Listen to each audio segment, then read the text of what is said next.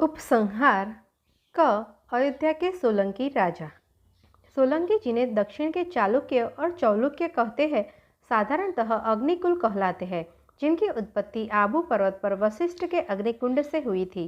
परंतु राय बहादुर महामहोपाध्याय पंडित गौरी शंकर हीराचंद ओझा ने अपने सिरोही राज के इतिहास में लिखा है कि सोलंकी अयोध्या से पहले दक्षिण को गए, और इसके प्रमाण में हमारा ध्यान एक संस्कृत और पुराने कनाडी दानपत्र पर आकर्षित किया है, जो इंडियन एंटिक्वेरी में छपा है। यह दानपत्र शाका 944 ईस्वी सन 1022-23 के पीछे का है, और इसका दाता राजराज द्वितीय है, जिसका उपनाम विष्णुवर्धन भी था। राजराज द्वितीय भाद्र मास की कृष्ण द्वितीया को बृहस्पति के दिन सिंहासन पर बैठा, जबकि सूर्य सिंह राशि में था। इस दानपत्र में राजा राजराज ने गुड्ढवाड़ी विषय में कोरु मिल्ली गांव भारद्वाज गोत्र और आपस्तंभ सूत्र के ब्राह्मण चीडमार्य को दान किया था। हम आगे उस दानपत्र के कुछ श्लोक उद्धृत करते हैं।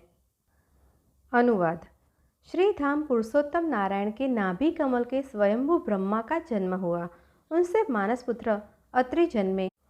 उन मुनि से चंद्र की उत्पत्ति हुई, जिससे चंद्र वंश चला। उस अमृत के उत्पन्न करने वाले चंद्र से बुध हुआ, जिसे देवता नमस्कार करते हैं। उससे चक्रवर्ती वीर पुरुरवा का जन्म हुआ। उसका बेटा आयुष, उसका नहुप, उससे चक्रवर्ती ययाति हुआ। उससे अनेक वंश चले।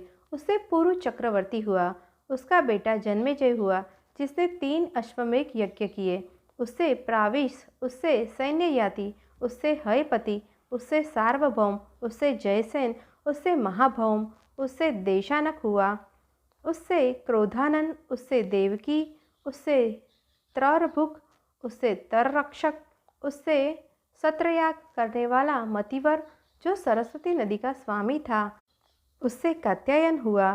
कात्यायन से नील, नील से दुष्यंत हुआ।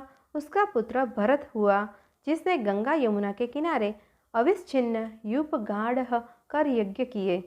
भरत से भूमान्यु, उससे सुहोत्र, उससे हस्ती हुआ। उससे विरोचन, उससे अजामिल, उससे संवरण, उससे और तपन की बेटी तपनी से सुधनवा, उससे परीक्षित, उससे भीमसेन, उससे प्रदीपन, उससे शांतनु, उससे विचित्रवीर्य हुआ। उससे पांडुराज, उससे धर्मराज, भीम, अर्जुन, नकुल, सहदेव 5 इंद्रियों के समान 5 विषयों के ग्रहण करने वाले हुए। विषय का अर्थ देश का एक भाग भी है। गांडीव धनुष धारण करने वाले अर्जुन ने खांडव वन जला दिया, और अंधक रिपु इंद्र से पाशुपत अस्त्र पाकर बहुत से दैत्य मारे, और इंद्र के साथ आधे आसन पर बैठा, जिसने काली के आदि को जीत कर कौरवों का वंश नष्ट कर दिया। अर्जुन का बेटा अभिमन्यु हुआ। अभिमन्यु का परीक्षित, परीक्षित से जन्मेजय, उससे क्षेमक, उससे नरवाहन, उससे सतानिक, उससे उदयन। उसके पीछे उसकी अविच्छिन्न सनातन कम 60 पीढ़ी तक अयोध्या के सिंहासन पर विराजी। उसी कुल का विजय आदित्य नामा राजा दिग्विजय की इच्छा से दक्षिणापथ को गया। वहाँ उसने त्रिलोचन पल्लव पर चढ़ाई की और मारा गया।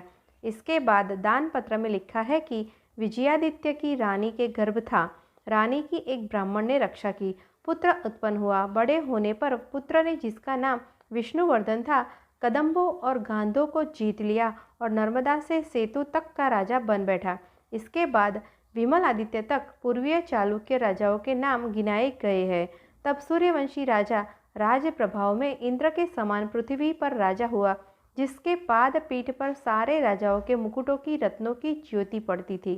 उसका बेटा बड़ा प्रतापी राजेंद्र चोल था। राजेंद्र चोल की बहन विमलादित्य को ब्याही थी। इससे निकलता है कि चौल राजा सूर्यवंशी थे। इस दानपत्र में सोलंकियों को 59 पीढ़ी तक अयोध्या में राज करना लिखा है। इसकी पुष्टि बिल्हणकृत विक्रम कदेव चरित्र के निम्नलिखित श्लोकों से होती है। प्रसाद्यतम रावणम द्युवासः यां मैथिलीशः कुल राजधानीं ते क्षत्रिया स्वाम वदात कीर्ति पुरीमयोध्यां विदधुनिवासम जिगीषवः कोपि विजित्य विश्वं विलास दीक्षा रसिका क्रमेण चक्रुर्पदम नागरखंड चुंबिक पुगगुमायां दिशि दक्षिणस्याम। जिस अयोध्यापुरी को संवार कर श्री रामचंद्र जी रावण को मार कर रहे थे, उसी में चालुक्य क्षत्रिय जाकर बसा। वहाँ एक पुरुष विश्व को जीतकर दक्षिण देश में आए, परंतु इन लेखों से यह पता नहीं चलता कि अयोध्या में सोलंकी राज कब रहा। इसकी जांच आगे की खोज से विद्वान कर सकेंगे। इसी से हमने यह प्रसंग उपसंहार में रख दिया है।